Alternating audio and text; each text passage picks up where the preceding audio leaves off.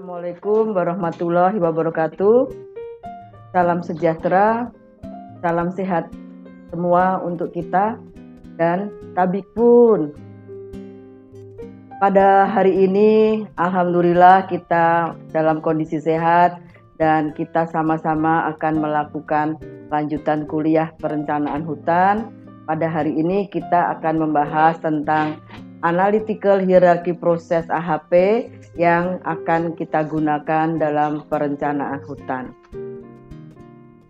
Mata kuliah ini maupun mata kuliah lain yang ada di Unila diharapkan akan mampu menjadikan para mahasiswa berkomunikasi secara santun baik dengan sesama maupun dengan dosen dalam suatu kerja kelompok maupun individu dan juga dengan lingkungannya.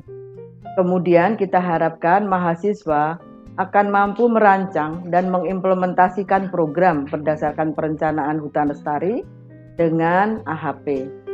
Lalu juga kita harapkan mampu menuliskan rencana pengembangannya, kemudian juga laporannya, serta nanti pengembangan implementasinya sesuai kondisi yang ada di lapangan. Selain itu, kita harapkan mahasiswa juga akan menguasai teori dan prinsip dari perencanaan hutan jika nanti diuraikan atau didiskusikan dengan AHP. Lalu juga mampu merencanakan yang ada tentang hutan di Indonesia ini sesuai dengan kondisi yang ada perencanaannya, kemudian juga nanti bagaimana jika dianalisis ataupun dibuat dengan skema AHP. Lalu yang tentu saja kita harapkan setelah itu mahasiswa dengan selesainya mengikuti mata kuliah ini dan juga topik AHP, kita harapkan dia akan mampu membuat perencanaan dan strategi inti dalam mengelola hutan secara lestari dan proyeksi ke depannya. Baik, kita mulai saja. Jadi pada perkuliahan hari ini, kalau kita bicara AHP, tentunya orang akan tanya ngapain ya sulit-sulit amat harus pakai AHP. Udahlah langsung aja, mau apa dulu yang kita lakukan, ya kan? Suatu ketika hal itu tidak bisa kita lakukan karena satu dengan yang lain atau variabel satu dengan yang lain yang membuat suatu program itu harus kita pilih mana dulu yang dikerjakan, itu tentu memerlukan suatu tahapan atau proses yang bisa dipertanggungjawabkan dan disepakati oleh semua pihak. Nah, dengan AHP inilah kita harapkan semua itu nanti bisa kita lakukan. Ada beberapa hal yang menyebabkan kita mau tidak mau, harus mau kita melakukan suatu perencanaan dengan menggunakan AHP. Misalnya karena adanya kondisi yang ketidakpastian musim. Mungkin kita semua tahu bahwa saat ini Indonesia maupun secara global kita punya mainstreaming climate change, ya, perubahan iklim. Yang mana di sana ada program adaptasi, ada program mitigasi. Program itu ada kenapa? Karena memang kondisi iklim yang sudah berubah, sehingga mau tidak mau kita harus mampu beradaptasi, mampu melakukan mitigasi. Nah, ketika kita adaptasi, suatu ketika kita melakukan adaptasi di suatu daerah aliran sungai tertentu. Di situ kelerengannya macam-macam, ada yang curam sekali atau memang tidak begitu curam. Tetapi juga di sisi lain kita tahu di sana ada masyarakat, kelompok-kelompok masyarakat yang mungkin juga berasal dari berbagai suku. Kemudian kita tahu bagaimana kondisi kerentanan fragile atau kerentanan tanah yang ada di sekitar situ, iklim sekitar situ. Sehingga ketika kita melakukan adaptasi perubahan iklim, mau tidak mau kita harus tadi musim hujan kapan, musim kering kapan. Kemudian masyarakat yang suku A dan suku B mungkin akan mempunyai preferensi jenis tanaman yang lain. Atau tadi pengelola das di daerah ini lebih cenderung untuk melakukan program konservasi tanah air dengan terasering, tapi mungkin tempat yang lain tidak, karena sudah banyak tanaman-tanaman yang berakar tunjang dan sudah mencukupi kata mereka. Jadi banyak hal yang harus kita pertimbangkan. Nah, semua itu mau tidak mau membuat kita harus secara realistis, secara ilmiah dalam memutuskan. Kita tidak bisa bilang apa kelerengan, nggak penting, yang penting jenis tanaman.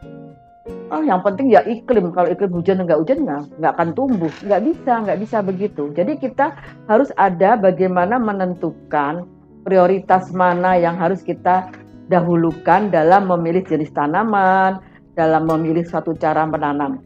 Kemudian bisa juga karena pengambil keputusannya lebih dari satu. Kan nggak mungkin kita bilang, apa itu nggak penting, nggak usah diperhatiin. Masa kita mau bilang begitu? Kan enggak. Tidak mungkin seseorang berada di suatu posisi yang memang dia penting jika tidak punya kompetensi atau kualitas.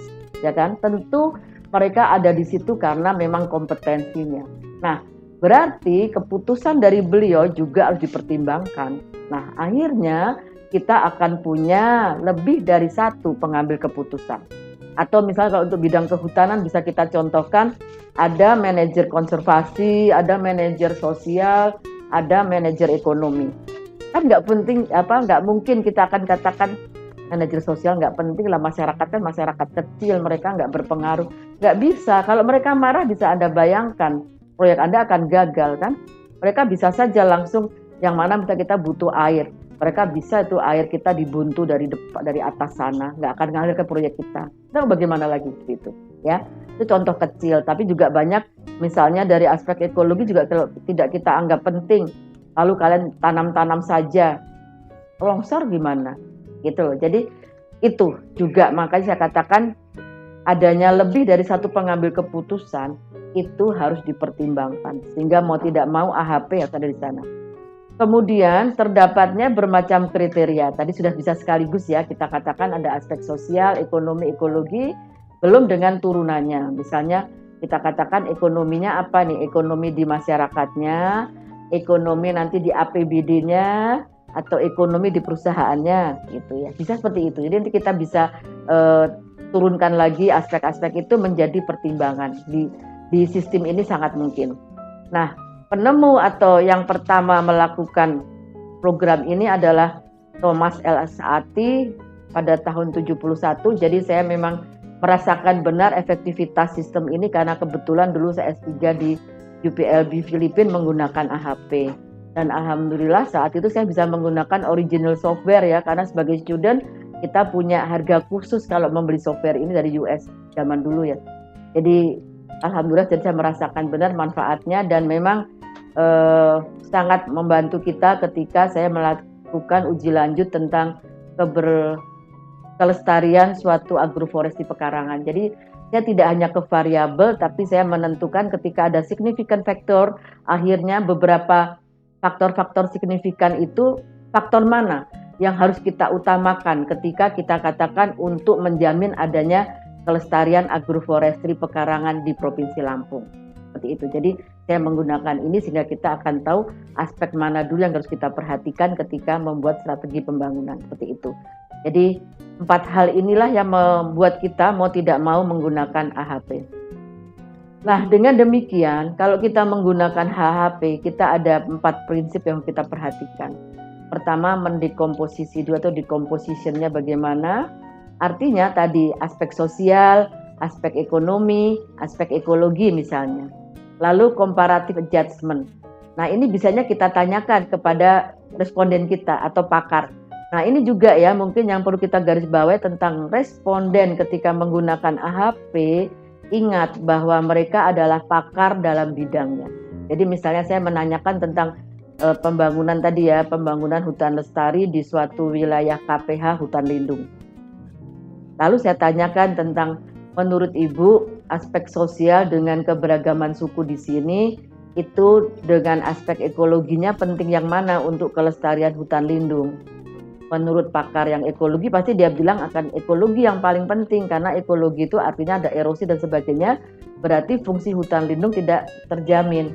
Oke, nah, kalau menurut Ibu ekologi itu lebih penting, lebih pentingnya 1:3 atau 1:5 atau 1:7 dan seterusnya. Ya 1:3. Oke, jadi 1 untuk ekologi, ketiga adalah untuk aspek ekonomi, sosial. Jadi artinya sosial dan 1/3 pentingnya dibandingkan aspek ekologi seperti itu misalnya ya. Nah, itu yang terjadi. Nah, maka dari itu saya katakan kita harus pakar pada bidangnya masing-masing. Kalau dia tidak pakar, nanti jangan sampai salah dalam memberikan tadi ya skala prioritas kepentingan atas satu variabel dengan variabel lainnya. Atau misalnya kita membahas tentang suatu jenis tanaman, tapi yang kita tanyai adalah orang ahli wildlife atau ahli binatang buas, nanti akan berbeda hasilnya seperti itu. Atau kita sebagai orang kehutanan dengan tanaman jangka panjang, yang kita tanyai teman-teman ahli hortikultura tanaman jangka pendek akan berbeda lagi. Seperti itu. Jadi pakar di sini sebagai garis besar di kita garis bawahi, tetapi ingat bukan harus dia guru besar, doktor atau siapa, tapi dia kepakarannya bisa dia masyarakat, tapi memang dia berkecimpung dalam bidangnya. Ya itu. Lalu kemudian setelah ada skor tadi ya 1:3, 1:5, dari semua variabel yang kita perhitungkan, kita buat sintesa prioritas. Kita jumlahkan ke bawah. Jumlahnya berapa itu? Yang paling tinggi yang mana? Oh, ternyata benar nih kalau untuk hutan lindung tuh aspek ekologi lebih penting dari sosial karena di wilayah itu kerusakannya sudah luar biasa. Nah, mungkin untuk hutan lindung yang lain dengan aspek konfliknya lebih tinggi, sosial lebih tinggi, itu bisa terjadi. Seperti itu. Nah, setelah kita tahu mana yang lebih tinggi tadi sintesa prioritasnya, lalu kita lihat logical konsistensinya. Itu penting karena seseorang yang berpendapatnya tidak konsisten tidak bisa digunakan dalam sistem ini. Tentu dia akan bulak-balik berpendapatnya. Makanya pertanyaan kadang dibalik-balik aja. Ibu, ekologi dengan sosial penting yang mana? Sosial dengan ekologi lebih penting yang mana? Tapi dengan contoh yang lain. Itu kalau kita tadi tidak konsisten bisa bolak-balik ya, tergantung penanya itu tanya yang mana dulu, bisa terjadi itu. Jadi logical konsistensi ini penting, kepakaran penting. Itu dua hal kunci, dan juga yang ketiga membuat dekomposisinya harus tepat. Kemudian ini contohnya, dekomposisi tadi saya katakan dia misalnya menjadikan alternatif 1, 2, dan 3. Misalnya tadi kita nanti ada contoh di belakangnya adalah misalnya kita ingin memilih suatu pengembangan lokasi menjadi tempat ekowisata. Itu nanti ada contoh, misalnya ada yang di tempat, nanti ada ya, itu ada tempat 1, tempat 2, tempat 3, dengan kriteria yang 4 kriteria pertimbangan, apakah atau manakah yang akan tepat untuk dikembangkan sebagai ekowisata. Jadi seperti ini dikomposisinya, ada tingkat 1, tingkat 2. Jadi monggo kalau memang nanti para mahasiswa ingin lebih lanjut penelitian, saya punya satu paper di Scopus 1 Journal of Forest and Society tentang hal ini juga. Jadi saya bagaimana masyarakat atau kelompok masyarakat memilih atau jenis pelatihan yang sesuai untuk masing-masing umur dari kelompok. Ada di sana, saya menggunakan AHP juga. Nah ini kemudian yang saya katakan tadi mengkomparatif tadi 1:3, 1:5 seperti ini ya. Jadi kita akan tahu bagaimana, atau 3:5 monggo saja. Jadi kita tanya si pakar tadi perbandingannya. Bisa juga 1:7 karena penting banget gitu ya. Lalu kemudian setelah itu kita masukkan dia ke dalam suatu tabel comparative judgment. Jadi misalnya 4 kriteria tadi untuk menentukan suatu tempat ekowisata, kita memilih kriterianya adalah aman, bersih, indah, dan asri. Dan ternyata dari 4 variabel ini yang dibandingkan sebagai kriteria 1 tadi, itu ternyata nanti kita bisa lihat yang tertinggi itu bersih.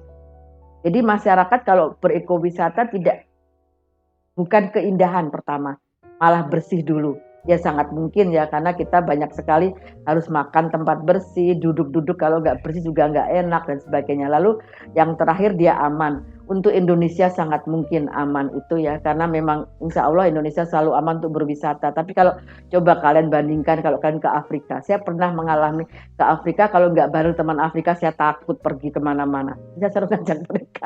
Kita kecil banget itu loh dengan mereka itu, udah mereka tinggi hitam gitu ya, kita kecil mengikuti dia pergi kemana, tapi rasanya aman. Kalau kadang-kadang mereka saya pergi, saya nggak pergi. Itu salah satu ya. Jadi di daerah sana mungkin aman bagi saya paling penting, kalau di Indonesia tidak. Seperti itu. Nah, setelah itu kita lihat, kita hitung jumlah dari semuanya, kita melakukan sintesa atas hasil tadi. Nah, dalam melakukan logical konsistensi, pendapat itu lihat, dia itu dengan istilah yang sama terancam punah atau penyebarannya minim, itu bisa. Tetapi juga kita bisa katakan bahwa yang tadi dengan ekologi dengan ekonomi penting mana? Ekonomi dengan sosial penting mana? Sosial dengan ekologi penting mana? Itu membandingkan yang nomor 2 ya. Bisa juga dengan bahasa lain tadi yang keseragaman. Nah, setelah itu kita hitung semuanya seperti ini, lalu kita mempunyai konsistensi rasio yang harus tidak lebih dari 10%. Lalu nanti kita lihat di sini adanya CI-nya juga harus 0. Nah, ini tadi saya contohkan tadi 3 alternatif lokasi ada Lebah Madu daerah Simpur, kota metro yang punya gaharu, atau kita punya tanaman hias di daerah Gunter. Itu mana yang paling tepat untuk dikembangkan jadi ekowisata. Karena mereka punya HHBK masing-masing. Jadi ekowisata not only to see the beautiful view but also to take or to use the others. Seperti ini adalah NTFP, non-timber forest product, atau kalau di Indonesia kita katakan hasil hutan bukan kayu. Nah, seperti ini. Wisata A tadi Simpur, B tadi Gaharu, C tadi daerah Gunter, ya seperti itu. Nah, betul kan? Jadi di sini kita lihat bahwa ternyata masyarakat tetap memilih bersih dulu. Setelah itu aman paling akhir, lalu setelah itu kita lihat asri pun kemudian. Jadi tidak asri itu oke, tapi aman. Yang penting adalah bersih dulu. Seperti ini ya, setelah itu kita hitung ke bawah, ini bisa lihat. Jadi pertama aman, kedua asri, ketiga bersih, pertama bersih, kedua asri, ketiga indah, terakhir aman. Seperti yang saya ungkapkan tadi ya. Selanjutnya kita lihat ini tadi CICR tadi ya, konsisten. Oke, berarti kita bisa gunakan. Nggak usah pening lihat angka ya. Nanti kalau ini ada software tingkat pencet run. Jadi kalau optimalisasi hasil atau perhitungan dalam mata kuliah manajemen hutan, nggak usah berpikir ibu saya nanti lama kelulusnya. Enggak, semuanya ada softwarenya. Jadi termasuk ini mata kuliah perencanaan menggunakan AHP tidak menjadikan Anda lama kuliah. Bukan berarti kami nggak sayang kalian di Unila lama, bukan. Tapi luluslah dengan cepat, semakin cepat lulus berarti kami lebih sayang, bukan ya. Insya Allah sama aja, tapi paling tidak adalah dengan cepat lulus Anda membantu Unila semakin baik akreditasinya. Karena masa mukim rendah. Baik, seperti ini CICR-nya bagus ya, jadi bisa kita pakai. Nah, seperti ini juga sama. Jadi dibuktikan semua kriteria kita uji, CICR-nya sama, bagus, konsisten. Lihatlah. Nah, dengan demikian pada step terakhir nanti setelah run itu berkali-kali akan ketemu bahwa akhirnya ditemukan bahwa wisata pada lokasi B yaitu Gaharu di kota metro itu ternyata paling tepat untuk dikembangkan ekowisata dibandingkan 2 lokasi yang lain. Ya, seperti ini hasilnya dia 37,99% itu tertinggi pada 4 kriteria tersebut. Ya, saya kira seperti itu ya hasil dari bagaimana pentingnya kalau kita menggunakan AHP dalam melakukan perencanaan hutan. Jadi memang suatu ketika kita diminta untuk memutuskan tetapi disepakati dan juga ada faktor pendukung secara ilmiah, insya Allah perencanaan hutan kita akan optimal dan menuju hutan yang lestari. Demikian kuliah kita hari ini. Terima kasih. Wassalamualaikum warahmatullahi wabarakatuh.